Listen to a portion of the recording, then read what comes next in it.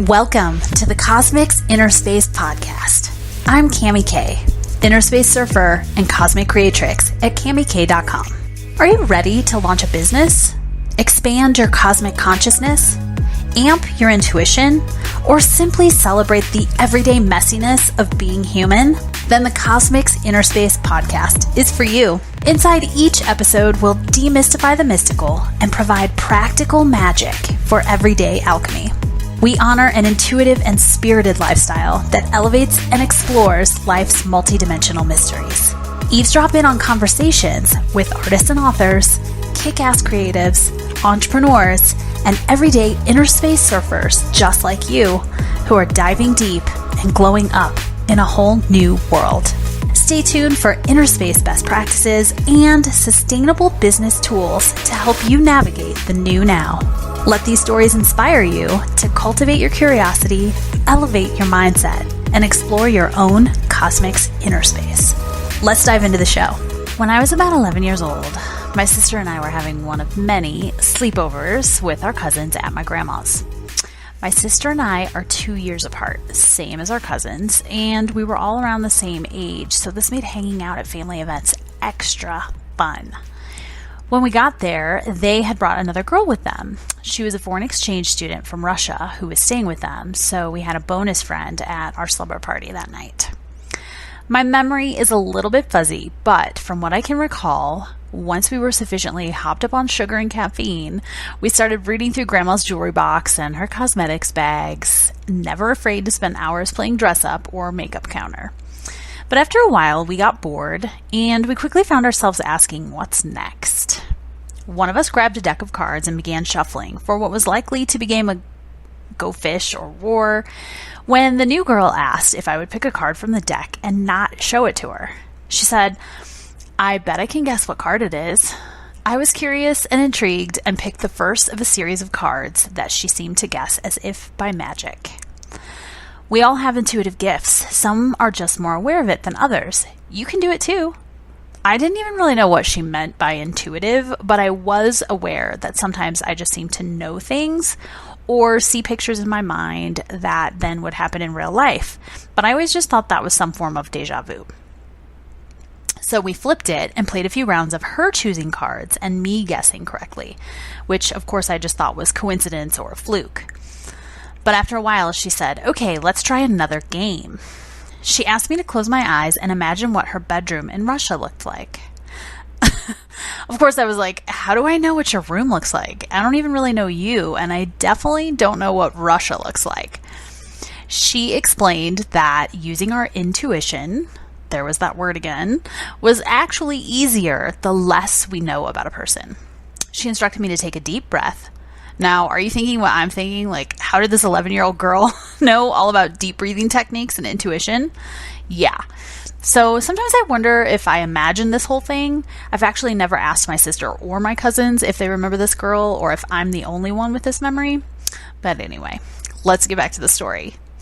After a few deep breaths, and yes, I thought it was super weird to focus on my breath, I closed my eyes and poof. It was like a movie screen just popped up behind my eyes. This is the first memory I can recall where my gift of clairvoyance appeared. I described what I saw on the movie screen to her in great detail. I see a weird-shaped room, like a hexagon, or maybe it's just round. I see floor-to-ceiling windows with window seats and pillows on them. It looks like a great spot to take a nap or read a book.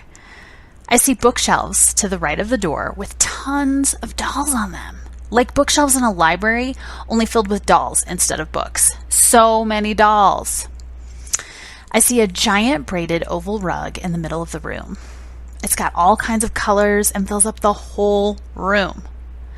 The walls are pink and the bed looks like a couch with a metal frame and lots of blankets and more pillows, lots of stuffed animals and more dolls.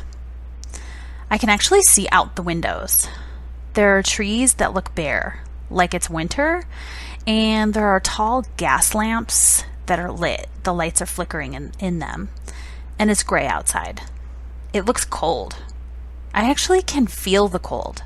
I also smell something kind of spicy and sweet, like tea or maybe it's soup. And then as fast as it popped in, the movie screen disappeared. I opened my eyes and the girl had a huge smile on her face, and my sister and cousins were just staring at me. A wave of heat passed over me and my face flushed from embarrassment. I felt like a total weirdo. I'm sure I just made that stuff up. That's probably not at all what your room looks like, right? She kept smiling as she proceeded to tell me that her grandma had made that rug, that she was a rag rug maker, that her parents traveled all over the world and had collected these dolls for her each time they went to a new destination. She told me she loved reading books and taking naps in the window seats, overlooking some major iconic park, the name which I can't recall, outside of her windows, with the trees and the gas lamps that I saw. She lived in a large tourist town that I also can't remember the name of. And she said there was always tea or soup warming on the stove, sometimes both. This was the first memory I can recall of actually being aware of using one or more of my clairs. This girl had called it a gift, but I didn't understand it. Honestly, I was a bit intimidated by it and also a little bit scared. I didn't know if this made me a freak or if there was something wrong with me, because not everybody could see, hear, or smell things from places they'd never actually been. But I did become more curious about these types of things, and this launched me onto the path of inner space exploration that continues to this day.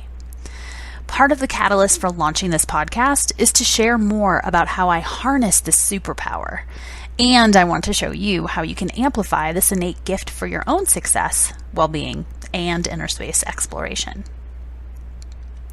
So what exactly are the clairs? Let's break it down. 1, I see equals clairvoyance. 2, I hear equals clairaudience. 3, I smell equals clairsalience. 4, I feel equals clairsentience. And 5, I know equals claircognizance. Some might also include clairgustance, which is intuitive taste, clairtangency, which is intuitive touch, and clairempathy, which is intuitive emotions. But for today, let's go ahead and dive deeper into the first 5 so these clairs aren't so mysterious. Sound good? Okay, meet clairvoyance. Clairvoyance refers to intuitive vision, or what some might call third eye vision. This often includes the ability to see full-blown visions, which I've had, flashes of events, seeing symbols or objects or scenes playing out in your mind, much like the movie screen story that I just shared with you. Clairvoyance is what some may commonly refer to when they think of psychic readings, or can often conjure up those old school images of fortune tellers. But this gift is much more than hocus pocus stereotypes. This ability can extend beyond current or linear timelines, meaning future or past, but we'll get way more into quantum time and timelines in other episodes. Some examples of clairvoyance might include seeing flashes of light, sparkles or shimmers, maybe orbs or moving objects in your peripheral vision, yet when you turn to look with your physical eyes, you actually don't see anything. You may see images in your brain, have dreams that feel predictive or can seem very real. You might see colors or auras around people, animals, plants, or places. I've definitely seen auras around people and have an interesting thing that sometimes happens out in nature with plants that I call the shimmer. If you've ever seen the movie The Celestine Prophecy, they show something similar to the shimmer that I experience. It's really just seeing the multidimensional energy blueprint of the plant, which sounds far out, but it really is super cool. I'll share more about that in future episodes as well. Okay, meet Clairaudience. Clairaudience refers to intuitive hearing, and it may include sounds, words, voices, or music. Yeah, you may actually hear song lyrics, snippets of poetry, prayers, or specific words or phrases.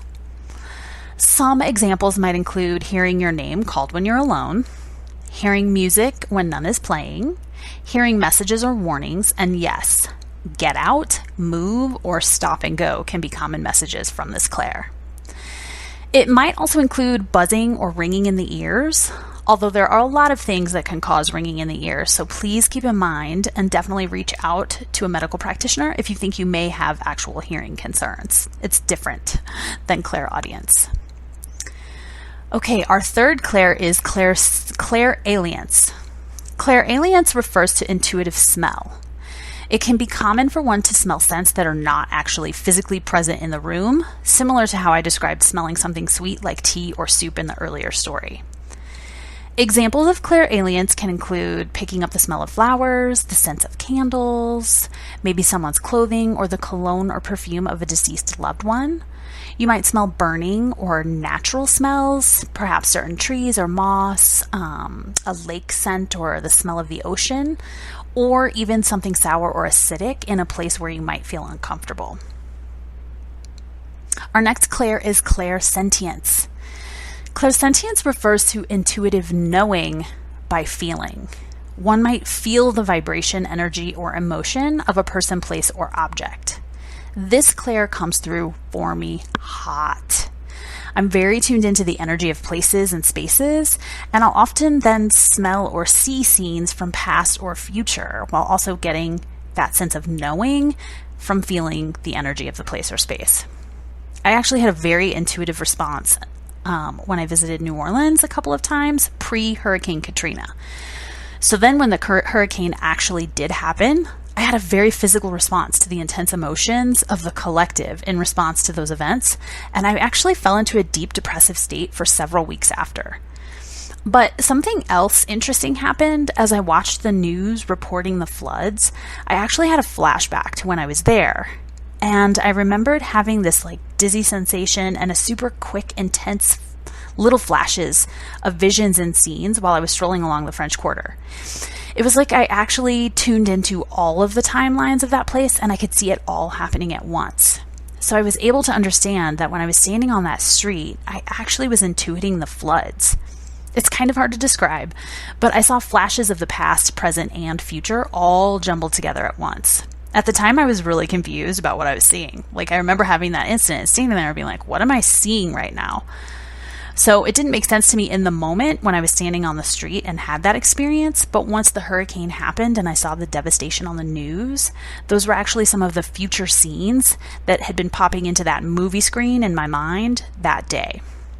Now that I'm further along on this path, I understand when I see these timeline melds, which is what I kind of call them, or timeline melts. So it's very interesting when these different clairs can blend together and overlap.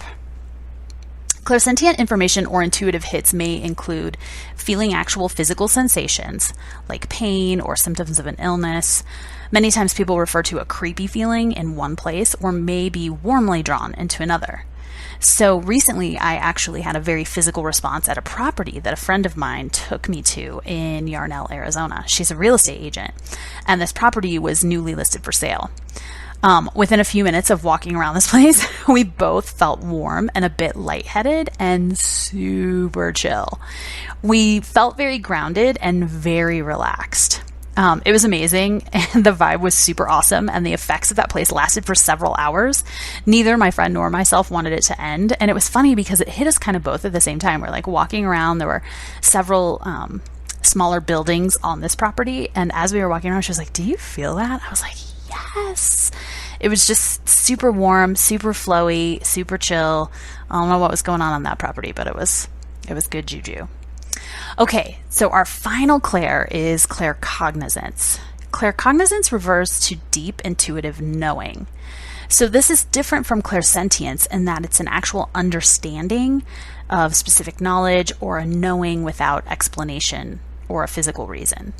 These types of intuitive hits might include bits of information from the past, future, or multi-dimensional versions of you. And yes, in case you're not quite there yet, we are multi-dimensional beings.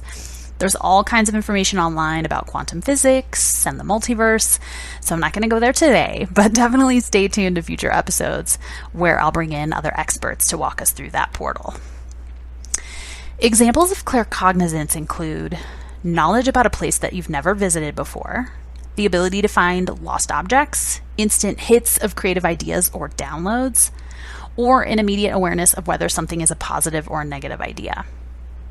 I remember one time I was listening to an interview once with best-selling author of The Joy Luck Club and multiple other books, Amy Tan. I was captivated as she told the story of how pieces of research for parts of her novels or characters would seemingly just find her. She talked a lot about her intuition and how it would lead